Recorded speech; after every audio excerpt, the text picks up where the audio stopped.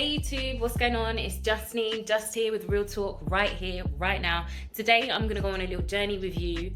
So get your popcorn out, get ahead, because it might take us a while. Like normally I would come on here and do a review about something, but I also want to give information about my experience and what I went through, because not everybody's story is the same. And I don't put stuff out here to scare you, it's just to make it that little bit more knowledgeable, just in case.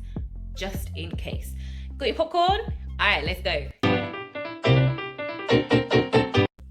Okay, so today I want to talk to you about labour. I'm not going to go through my labour story as such, because some people could class it as scary, and I don't want to come on here and scare you.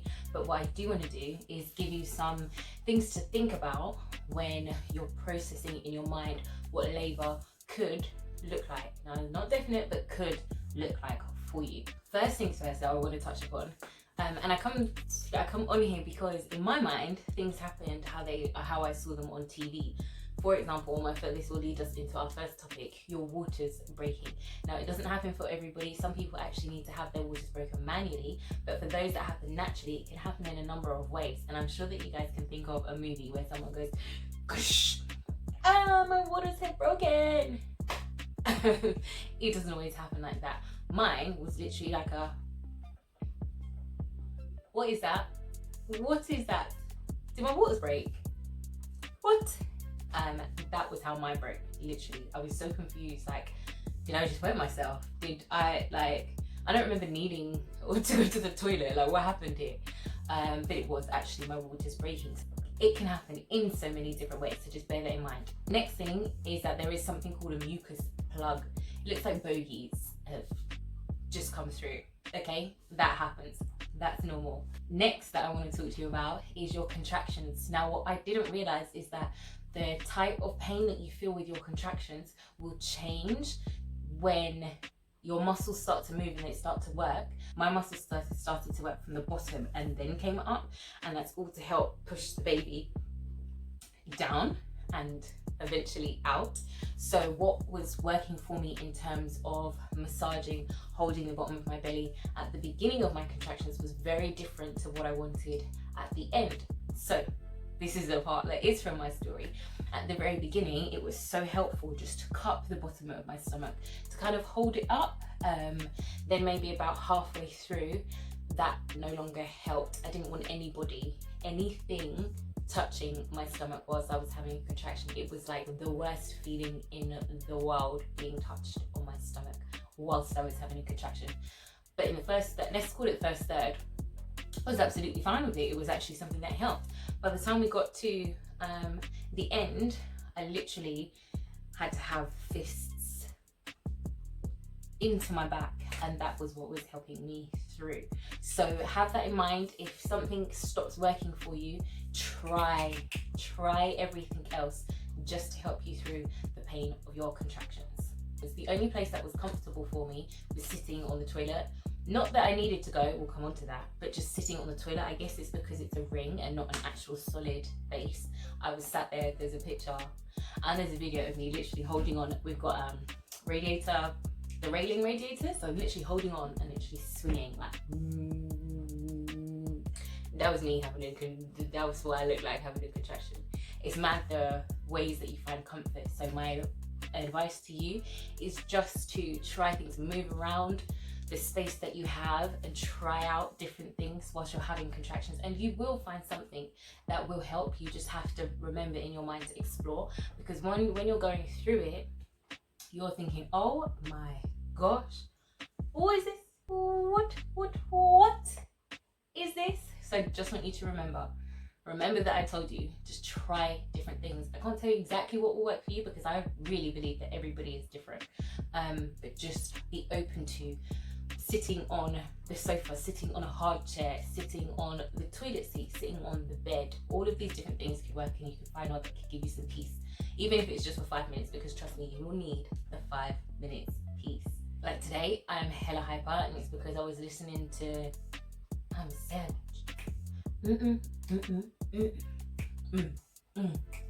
And I just got gassed with life. And so my point on this is that do not forget the things that make you happy, the things that get you through, because you will be tired, most likely sometimes, and you will be in pain. So think about what you would do on a normal day if you were tired and you needed to just, boom, bring that boom back. Whatever that is for you, do that, because it will help you. It will help get you through, because once your contractions start, you have no idea when they are actually going to stop. When you're going through your contractions, you need to remember that the main goal is to get your little person here. It doesn't matter how it happens, they just need to get here. I wish that I could say this to myself last year, because I spent the majority of my labour in tears. Firstly, it wasn't even the pain. It was not the pain. Let me just make that clear. It was not the pain that made me cry. What made me cry was just the realization that I wasn't going to be able to have a water birth, that I had to be on the labour ward and not in the birthing centre that was made to be oh so nice and oh so calm, and oh it's better to be in a birthing centre. When I then realised that I was going to be hooked up to a machine to check my heart rate and to check my little one's heart rate until they arrived, which could have been however many hours. Every time something happened, it was like tears, tears, tears. I got gas and air 32 hours after my contractions had started. I was tired. I didn't sleep because I couldn't sit down.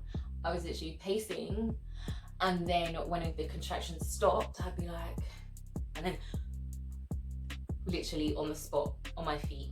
That's how I made it through, what was that, the Tuesday night. 32 hours into labour is when I actually received some gas and air. I received some help, and I was so thankful. But by that point, I was literally like, can I have some help, please? I need some help, please, because I'm tired and this hurts. Can I have some help? Yeah? Gas and air was okay, but my contractions were coming so quickly that I was literally, I had to get put on a drip to increase the amount of contractions that I was having. And at that point, I was like, they're already every 3 minutes. How am I supposed to deal with more? So I was on gas and air for the beginning of that. And then they kind of came to me and was just like, oh, so basically we need to turn the machine up. And the way that you're going right now, we don't think you're going to be able to handle it if we turn the machine up. So we're going to have to give you an epidural. Now they're asking you, and yes, I could have said no, but me saying no, at that moment in time, I didn't see it getting me anywhere because I was not dilating. That was my issue. I was staying at 4 centimeters for the longest time, and they were now worried because my waters had been broken for over 24 hours, and that leaves you prone to infections. So now they're kind of looking at me like, we need to do something. The penny didn't drop in my head, because at that point I should have just been like, give me a C-section, give me a C-section. But in my mind, I'm still thinking, oh my gosh, okay, it's not the water birth that I wanted, but hey, I can have an epidural, it will be okay. So to get an epidural, you have to sit down. And if you remember what I told you just before, sitting down was the worst thing for me. Even getting my blood pressure taken, they'd come along and be like, oh, we're gonna take your blood pressure, so we'll just wait for the contraction to finish, and then we will take your blood pressure. And I'm sitting there thinking, put the thing on my arm quick, because as soon as mine finishes and I like catch my breath, the next one's here. So you don't really have time to wait for the contraction to finish. So I'm there like, oh my god, put it on now, put it on now. Oh, but has the contraction finished yet? And I'm like, no, but we need to do this quickly before the next one comes, because I'm not gonna sit still. I can't sit still. I will be in tears if you make me sit still to take my blood pressure. And I don't mean it isn't just to take my blood pressure, because I know it's very important, but at that moment in time, I don't want to be sitting down, and I don't really want to hear what you have to say if I'm not sitting down. You should have gone quicker when I was saying it to you, if that makes sense. With the epidural now, you have to sit down and you have to be very, very still. I was freaking out because I thought, what if I move? What if I jump? What if the pain just takes me and I do something weird? But luckily I had a super duper fast practitioner, I'm gonna call him, that basically came in and was like, boom, bam, epidural done. At that point, I can't even tell you what part of me went numb, but at that point I dropped to sleep basically almost instantly because the pain had gone. And obviously now we're 30 plus hours without me having slept properly, so that was like a chill out mode. But at that point, I'd cried so much and I was so tired, and obviously the pain, that I'd given myself a headache as well. And it's just not the, you don't want to be doing that. I needed to be saving all of my energy, because when my guy came, he needs my attention. So I really, really wish that I hadn't spent all of that time worrying and stressing about how he got there, when I should have been looking forward to the second that he was hit in my hands. You know what I mean? So we fast forward a little bit now, me falling asleep. I basically get woken up and the practitioner's all at the end of the bed. So basically we turned the machine up and we gave you the epidural and just do not dilating, so you need to have a C-section. Once again, I was like, what? And I was like, can I have a second? And the lady was like, no. And I was like, okay then. Tears, because I just could not believe that it was happening. But like I said, that's not what you want to do. All you need to think about is having your little one arrive safely. That's all that matters. After that, it was like dum dum dum dum dum, because his heart rate had dropped, so they were worried about that as well. It had been how many hours now since my water break? They were worried about that too. So from them asking me to him being here was probably not even half an hour. And that's why I wish I just would have asked sooner, because I could have hurried up and got to meeting my son quicker. Like, just hurry up and give him to me. So the second that I heard him cry, I was like, is that him? Who other baby is gonna be in the operating room? Tell me. You know, lack of sleep, drugged up and all that malarkey. But everything that I was feeling, everything that I was worried about just went, and it was, oh my gosh, I can hear my son crying.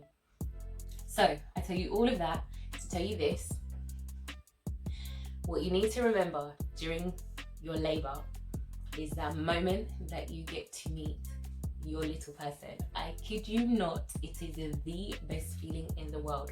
So please don't stress yourself. Please don't worry yourself about the process and the journey that you have to take to get there. Everybody's journey will be different. I just wanted to share mine with you so that you knew there was another option out there. Not option, you know what I mean, you know what I'm trying to say. Another story, another version, another path getting to the same end result. That is your goal. It actually does not matter. Now that I can sit here a year later, it doesn't even cross my mind that, oh, I didn't get to have a water birth. I don't even have that thought. The only thought I do have sometimes is that I never got to push, so I have no idea what it feels like to have to push. But apart from that, I'm like, I have my son. That is all that matters. So I hope that this has helped.